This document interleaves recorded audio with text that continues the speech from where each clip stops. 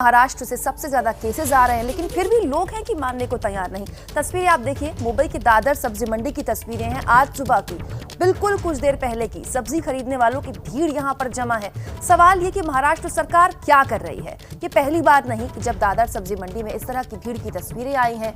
आज इस बात को लेकर मंथन हो सकता है कि क्या 8 दिन का संपूर्ण लॉकडाउन महाराष्ट्र में लग जाएगा। कल भी मंथन हुआ था, आज हो सकता है कि इस पर फैसला हो जाए।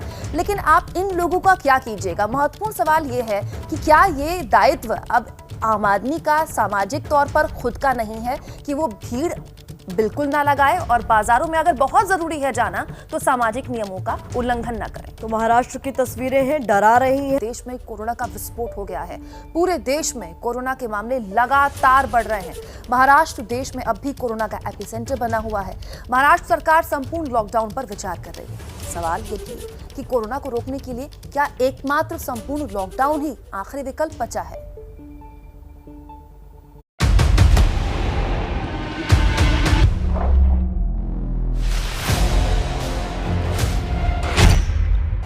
कोरोना की दूसरी लहर पहले से ज्यादा कहर।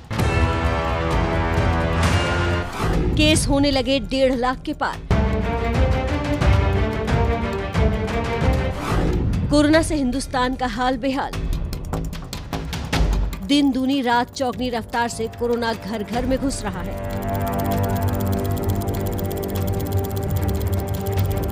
डर है कि हर घर को कोरोना अपना घर ना बना ले। देश में पहली बार कोरोना केस 1.5 लाख के पार। 1,52,879 रिकॉर्ड किए गए, जिसमें 839 लोगों की मौत हो गई। देश में कुल पॉजिटिव मामलों की संख्या 1,33,58,805 केस सामने आए। एक्टिव केस भी 11,08,087 है, जो कि डराने वाले हैं। देश में कोरोना की रफ्तार सबसे ज्यादा महाराष्ट्र में है। अब वहां संपूर्ण लॉकडाउन पर माथापच्ची चल रही है। खबर है कि टास्क फोर्स की बैठक में सीएम उद्धव ठाकरे ने 8 दिन लॉकडाउन की बात कही, जबकि टास्क फोर्स के कुछ सदस्यों ने 14 दिन के कड़े लॉकडाउन की वकालत की। आज सुबह 11 बजे महाराष्ट्र के सीएम और डिप्टी सीएम अजीत पवार बैठक करेंगे।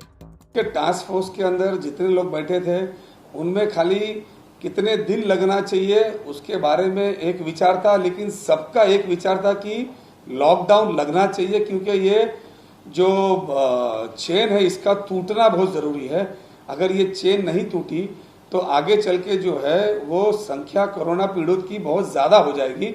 उसके बाद में जो है राज्य को संभालना थोड़ा सा मुश्किल हो जाएगा। एक तरफ कोरोना से लोग भयभीत है, मर रहे हैं, दूसरे जगह जो व्यापारी है, व्यावसायिक है, उद्योजक है और जिसका हाथ पे पेट है, ऐसे श्रमिक काम करने वाले लोगों का ख्याल करने की आवश्यकता है। महाराष्ट्र में वीकेंड लॉकडाउन और नाइट कर्फ्यू के बाद संपूर्ण लॉकडाउन की जरूरत क्यों पड़ रही है, उसके लिए इन आंकड़ों को देखिए। महाराष्ट्र में पिछले 24 घंटों में 63,294 नए केस सामने आए। एक्टिव केस 5,65,587 हैं, जबकि कुल मामले 34,07,245 हैं। पुणे में पिछले 24 घंटे में 12,377 केस और 87 लोगों की मौत। मुंबई में 9,989 मामले और 58 मौतें। नागपुर में 7,201 मामले और 63 मौतें हुई। महाराष्ट्र में हालात खराब है। कल रविवार था, महाराष्ट्र में वीकेंड कर्फ्यू लगा था, लेकिन बेपरवाह लोगों की इस भीड़ को देख आप क्या कहेंगे, जो बिना मास्क पहने, बिना 2 गज की दूरी को माने रोजाना मंडियों में पहुंचने लगते हैं। जरा देखिए दादर की सब्जी मंडी की ये सूरत। ये भीड़ जो है, ये बेतहाशा भीड़ इस सब्जी मंडी के आसपास जितना भी ये गलियारा है सब्जी के बाजार का, लग ही नहीं रहा है कि ये लॉकडाउन है, वीकेंड लॉकडाउन, जिसके लिए प्रशासन ने दावा किया कि तमाम सख्तियां होंगी, जहां पर जो बाजार हैं उनकी भीड़ को निपटाने के लिए व्यवस्था बनाई जाएगी, लोगों की भीड़ सीमित की जाएगी। पर ऐसा कुछ लगता तो यहाँ नहीं दिखाई दे रहा है। जिस तरीके की भीड़ है, तमाम आपको ऐसे भी लोग यहाँ दिखाई देंगे कि जिनके चेहरे पर मास्क नहीं, तमाम ऐसे भी लोग जो मास्क तो लगाए हैं पर मास्क नाक के नीचे झूलता हुआ दिखाई देगा। तो ये वो पूरा सूरत है। कैमरे की नज़र पर आते ही लोग अपना मास्क ठीक करने लगते हैं और सरकार दावा कर रही है कि इंतजाम ऐसे किए हैं ताकि जो व्यवस्था है वो बनी रहे, इंतजाम ऐसे किए ताकि संक्रमण को रोका जा सके। महाराष्ट्र में ये हालत वीकेंड लॉकडाउन के समय है। आज वीकेंड लॉकडाउन खत्म हो जाएगा तो सोचिए क्या हाल होगा। एक तरफ लोग नहीं मान रहे तो दूसरी तरफ ऐसी तस्वीरें सिस्टम की सक्रियता पर सवाल खड़े करती हैं। तस्वीरें बारामती की हैं, जहां बेड न मिलने की वजह से कुर्सी पर ही मरीजों का इलाज चल रहा है। बारामती वो इलाका है जहां से शरद पवार आते हैं, लेकिन सरकारी अस्पतालों की ऐसी हालत है। इस अस्पताल में महज 92 बेड है, लेकिन मरीजों की संख्या 190 के करीब है। तस्वीरों में डॉक्टर बिना पीपीई किट पहने मरीजों का इलाज करने के लिए मजबूर हैं। ऐसे में सवाल उठता है कि आखिर इन हालातों में हम कैसे कोरोना के खिलाफ जीत हासिल करेंगे। तो कुमकुम, लोगों को समझना होगा कि कोरोना को लेकर लापरवाही नहीं चल सकती। कोरोना को हराएंगे, टीका लगवाएंगे। प्रधानमंत्री मोदी की अपील पर 14 अप्रैल तक टीका उत्सव की मुहिम कल से शुरू हो गई है। हालांकि कई राज्य टीके की कमी की शिकायत लगातार कर रहे हैं।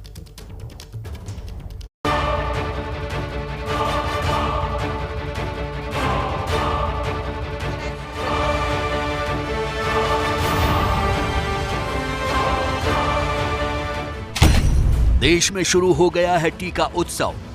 प्रधानमंत्री मोदी की अपील पर 14 अप्रैल तक कोरोना का टीका लगाने की विशेष मुहिम चलाई जा रही है। देश के अलग अलग हिस्सों से आई ये तस्वीरें देखिए। हर तरफ टीका लगवाने को लेकर जोश में दिख रहे हैं लोग।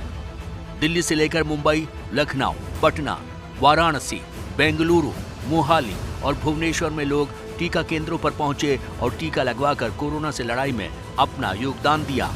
उत्तरी दिल्ली में तो टीका लगवाने आए लोगों को सम्मानित भी किया गया। सबको टीकाकरण केंद्र तक पहुंचाना, उनका स्वागत करना, उनको अवेयर करना कि वो उनको भी टीका लगे, उनके परिवार के सब लोगों को टीका लगे। लेकिन देश की आर्थिक राजधानी मुंबई में टीका उत्सव की रफ्तार थोड़ी धीमी रही। इसके पीछे मुंबई में वैक्सीन की कमी का हवाला भी दिया जा रहा है। हम इस वक्त बीकेसी के जंबो कोविड सेंटर में हैं। यहाँ देख सकते हैं कि वैक्सीन ड्राइव बड़ी ही जोर से शुरू है। इसमें से कई लोग तो ऐसे हैं जो पहली बार वैक्सीन लगा रहे हैं। मुंबई की मेयर और शिवसेना नेता किशोरी पेडनेकर ने तो टीका उत्सव पर ही सवाल उठा दिए। और जैसा हमारे थाली में जो अचार दिया जाता है, इतना सा, वैसा इतना सा मुंबई के लिए काफ़ी नहीं है, लेकिन वो उत्सव होने के लिए उत्साह भी होना चाहिए। हम बेंगलुरु के विक्टोरिया अस्पताल में मौजूद हैं। तस्वीरें जैसे कि आप देख सकते हैं, यहाँ पर लोग जो है वो पहुँच रहे हैं। हालांकि अवेयरनेस वैक्सीनेशन को लेकर कहीं ना कहीं कम ही दिखाई दे रहा है। हर दिन जो है लोगों की संख्या करीब 35 या 40 हज़ार के आसपास बेंगलुरु शहर में बताई जा रही है। यूपी में 11 से 14 अप्रैल के विशेष टीकाकरण अभियान के लिए 6000 केंद्र बनाए गए हैं। वैक्सीन सुरक्षित है। पात्रता की श्रेणी में आने वाले हर व्यक्ति को इस वैक्सीन को लेना चाहिए। प्रधानमंत्री मोदी ने टीका उत्सव को कामयाब बनाने की अपील की है। प्रधानमंत्री ने संदेश जारी कर टीका उत्सव के लिए 4 बातें कही। पहली, ईच वन वैक्सीनेट वन, यानी जो लोग कम पढ़े लिखे हैं, बुजुर्ग हैं, जो स्वयं जाकर टीका नहीं लगवा सकते, उनकी मदद करें। दूसरी, ईच वन ट्रीट वन, जिनके पास साधन नहीं, कोरोना इलाज में उनकी मदद करें। तीसरी, each one save one, mask पहने, खुद बचें, दूसरों को भी बचाएं। और चौथी बात, जहां कोरोना केस वहां लोग खुद माइक्रो कंटेनमेंट जोन बनाएं।